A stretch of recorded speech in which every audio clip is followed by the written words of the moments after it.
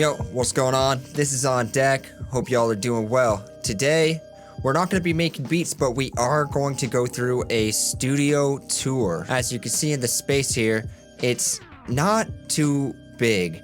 So I had to find a creative way to condense everything I need as a hardware beat maker into a small space, but also make it as intuitive as possible and make it versatile so I can use it in a multitude of different ways. Now, if you're coming to this video and you're not really looking to go through my setup or hear my gear story, no worries, just go straight to the description. I'll have some timestamps there so you can get to the couple of tips that I've included in this video. Right now, I'm using the MPC ONE with MPC 3.0 software. The SP404, this is essentially what controls my pre-master, where it does a little bit of compression, a little bit of tweaking to the master before it gets recorded in the Apollo. And it also treats many of my samples on the way in. I also recently added this iPad to the setup where I'm running some synth apps off of it. Typically, I'm a sampled beat maker, so a lot of my stuff is coming off the computer or off of a record on the Pioneer PLX 500 over here. So I'm going to do a full overview of the studio, how I have everything set up, as well as a couple tips on how you can make your setup a little more intuitive and get the most out of the gear that you already have. Let's be honest, if you're a hardware beat maker, if you're using MPCs, synths, it's really tempting to buy new pieces of gear often and try to add new things into the setup. I want to tell y'all a little story about my gear journey here. I started making beats on a Machine MKII, which I then upgraded to an MK3. I got a SP404 SX and like a MIDI controller, and I felt I had a lot of what I needed. But around the time of COVID, I was working as a pro audio salesman at a music shop in Canada. A lot of the benefits were just getting cheaper gear, like being able to get gear at wholesale prices. And there's a certain limit to what they would give you. I kind of got in this mindset of, if I'm not using the limit, I'm not getting all the money I could get. I got into this kind of crazy habit of buying gear, and the first big purchase I had made was an MPC 2500. Man, don't get me wrong, I loved that thing. I still do. I mean, that's a great sampler. And then that led to me thinking, well, I want to use the 10 out, so I got a Soundcraft mixer, this 16-channel mixer with direct outs. And then, you know, I wanted to record those outs, so I got some a preamp for the interface. And then I said, you know, I don't really want to use VSTs as much, so I got a mini log. You could see where this is going, right? And then I wanted to get something else, so I got an SCO2. I ended up just going through this huge laundry list of samplers and synths at one point where I had, you know, an SCO2, a mini log XD, a Cobalt for a while. And it really hit me when I started to invest in like rack gear. I ended up getting, this was the worst thing of all. Oh, this was so stupid. I still can't believe I did this, but I got a Soundcraft Ghost. It's like this massive 32-channel console. That's probably the worst gear purchase I've ever made. It just destroyed my setup, man, because I had really only 10 outs and a few synths. So I was only using like half of the 24 channels that I had available to me. Eventually, you know, channels would start going wrong, things wouldn't work as well. And I just remember sitting there and I was just trying to make beats, and I felt like I was like being surrounded by the gear. It just made me so anxious. Like, I didn't even know where to start. It was the biggest creativity killer for me. After that, I really looked into simplifying the setup. It took a little bit when I moved to Taipei to really get the whole simplified form factor of it down. I had to sell some stuff. I had like an MPC 1000, a KO2, and eventually what I settled on was the setup I have now. Don't get me wrong, pretty much every piece of gear I mentioned was a great piece of gear, but does it actually make the music better? That's the real question. Let me just take you through my setup here, and show you what I find is conducive to a good workflow. And then I'll give you a couple tips on if you own similar gear, things that could still help you out. All right, so this is where we're going to start this tour here. This is my MPC ONE with the MPC 3.0 software.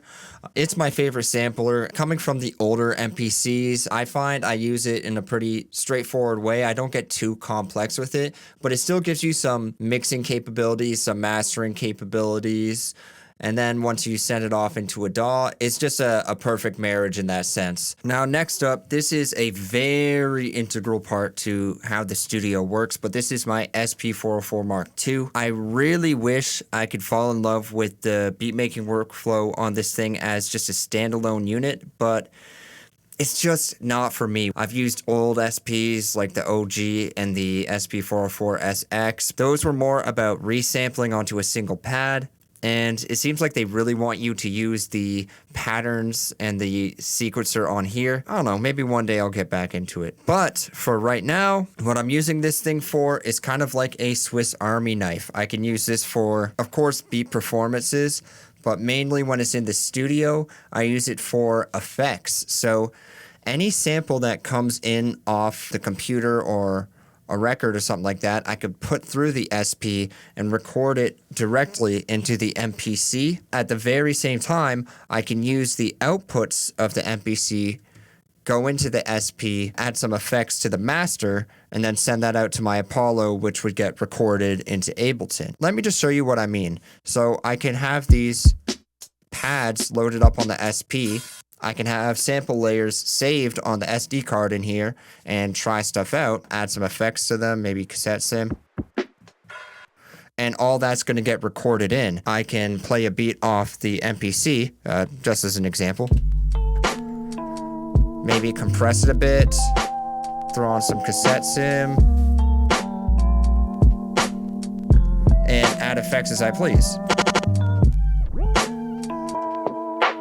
And I can do all this without creating a feedback loop. So this is probably the most important part of the setup. If you're a beat maker and you don't have any sort of hardware yet, maybe you just use a DAW, this is an indispensable piece of gear. You can use it as a MIDI controller with your DAW, and using the USB, you can get sounds in and out of the computer or whatever else you plug it into. So it could be used as an interface. All right, so up here, I added this to the studio pretty recently, but it's just a basic iPad Air, one of the somewhat newer ones. It allows me to get some synths that I can use with my MPK Mini Plus. Pretty intuitive so far because I can make a MIDI channel on the MPC. Just choose to send this MPK Mini out to any device. And the way I do that is I plug in the MPK Mini Plus via USB into the back of the MPC, and then I have a MIDI interface. I plug in the MIDI to the back of here, and then the USB into a little hub here. Sometimes if I'm not really feeling these synth sounds, like I haven't really been finding my groove yet,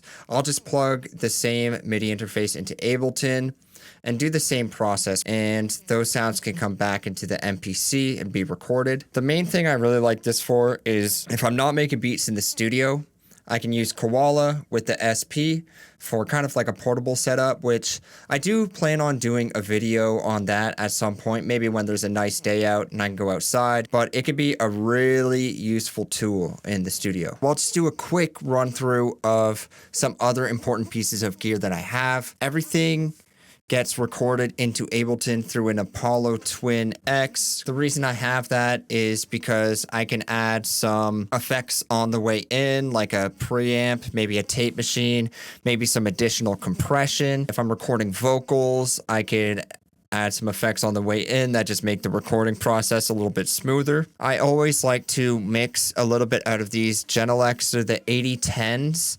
They're only 3-inch speakers, but they honestly sound fantastic. And this is a small room, so I don't really need huge speakers to fill the sound. All right, so now I want to introduce a couple of things that really make my workflow a lot smoother. And they're things that are very easy to implement. So I want to include these because these could help you whether you're someone who uses hardware or even if you're just someone who uses a DAW. there's this one software called Soundsource. Now, I can't remember how much it costs exactly, but I think it's around 50 bucks. Basically, this software will take apps or anything you have loaded on your computer and allow you to send it to specific sources. So if you're someone who has multiple interfaces set up, maybe you have a main interface, maybe you could plug in an SP404 or a different sampler, really anything that takes USB in, you can go into Soundsource and send audio from anything on your computer to that. So let me show you what I mean by this. I could go into Soundsource here. So Soundsource, this little tab opens up, and then I have some things that I have opened up on my computer. I could go to VLC, that's what I'm playing the FLAC file off of, and make sure it's selected on SP404 Mark II out. And now the audio is going to go directly from VLC into the SP404. So let me just show you what that looks like. I'll find an empty pad, hit record. I have it set to trigger when it hears sound. I hit play here. Now, if I wanted to, I could even adjust the volume of the individual apps. As you can hear, if I trigger this pad, I have that sample directly off the computer into here. It's super useful to use something like this because maybe you want to send files off of a media player. If you want to send something directly off of YouTube into your sampler, you could just go into Soundsource, select your SP404 or whatever device you want to sample into. You can get the audio directly out very easily. Now, the next thing I want to talk to you about is this piece of gear here. Now, this is a mini patch bay, and it really helps you if you have a lot of cables running in your studio and you want to quickly connect things into certain inputs or send audio out. This thing is immensely useful. I probably got this for like 50 bucks, around that, but again, pretty inexpensive. Basically, a very short synopsis on how patch bays work. The top row is going to be for audio coming out. Those are where your outputs are going to go. In this top row on the back, I have my turntable audio outs plugged into here, 1 and 2. And then beside it, I have my SP404 out, 1 and 2 going into the top here. Underneath the turntable, I have the left and right signals that go into the MPC. Underneath the SP outputs, I have cables that go directly into the Apollo 1 and 2. With this setup, I could take the output of the SP, plug in some cables, another set of cables from here that takes the output of the SP and goes directly into the input of the MPC. If I unplug this, then the turntable is going to go directly into the MPC. Also, if I wanted to send the turntable directly into my Apollo, into the DAW, if I'm not even using the MPC, maybe I'm using Ableton or something, I could plug these cables like so. So this is going to take the output of the record player and bring it back into here, which goes directly in to the Apollo. If that sounds confusing, I apologize, but this is very integral to the setup because it allows me to both get audio over USB into the SP404. The SP404's output will follow this cable and go directly to the input of the MPC ONE.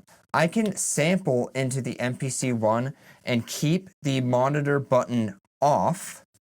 And what that will allow me to do is hear the signal from the SP going directly into the Apollo. I can see that it's not clipping on the MPC, then I can record it in. And I don't actually need to hear the inputs of the sample going into the MPC.